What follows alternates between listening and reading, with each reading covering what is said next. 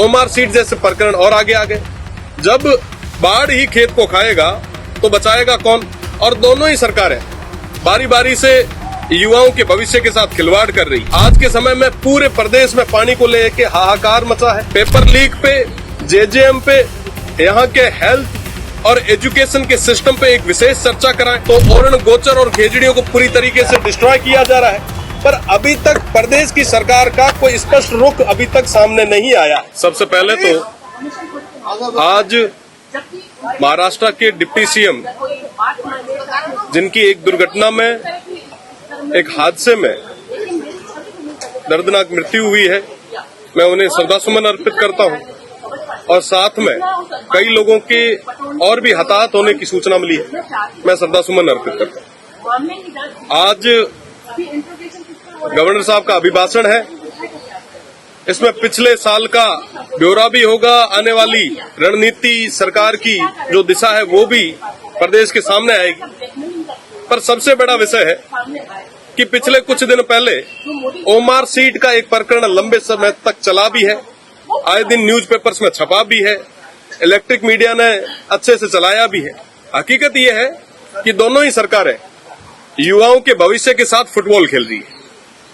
पहले भी paper leak कई बार हुए, उन तमाम चीजों से, उन तमाम धारणाओं से युवा उठे भी नहीं थे। उससे पहले ओमार सीट जैसे प्रकरण और आगे आ गए। जब बाढ़ ही खेत को खाएगा तो बचाएगा कौन? और दोनों ही सरकारें बारी बारी से युवाओं के भविष्य के साथ खिलवाड़ कर रही। मैं वेस्टर्न राजस्थान से आता हूं, रेगिस्तान से आता हूं। वहां कहा जाता है कि घी ढुड़े तो बनाई ढुड़े, पानी नहीं ढुड़े। आज के समय में पूरे प्रदेश में पानी को लेके हाहाकार मचा है। जेजेएम की मैं अगर बात करूं तो जेजेएम में हम 32वें नंबर पे है, हमारा जो स्टेट है वो 32वें नंबर पे है। और उसमें भी अगर मैं स्टेट की बात करूं तो बाड़मेर सबसे आखिरी में। निश्चित रूप से इन तमाम विषयों पे बात होनी चाहिए। मैं माननीय स्पीकर साहब से निवेदन करना चाहूंगा कि आप पेपर लीक पे, जेजेएम पे, यहाँ के हेल्थ और एजुकेशन के सिस्टम पे एक विशेष चर्चा कराएं। हेल्थ की मैं अगर बात करूं तो आपने पिछले दिनों देखा होगा कि जैसलमेर में एक बस दुखांतिका हुई, कई सारे लोगों के हताहत होने की सूचना मिली। बर्निंग यूनिट तक बाड़मेर, जैसलमेर जो सबसे ज्यादा रेवेन्यू देता वहां पे नहीं है। आज के समय में ट्रॉमा सेंटर की अगर हमारी बात करूं तो सबसे बुरे हाल है।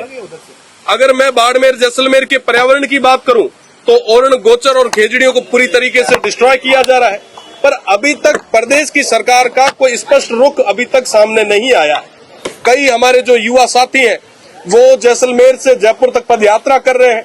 आखिर ये जरूरत क्यों पड़ी? दोनों ही सरकारें बारी बारी से कहीं न कहीं युवाओं के साथ में, वंचितों के साथ, शोषितों के साथ अत्याचार कर रही है और अभी तक मुद्दों की बात करने के लिए दोनों तैयार नहीं है। मुझे लगता है कि इस सदन में अगर मुद्दों पे बात होगी तो निश्चित रूप से प्रदेश की जनता को उसका फायदा मिलेगा।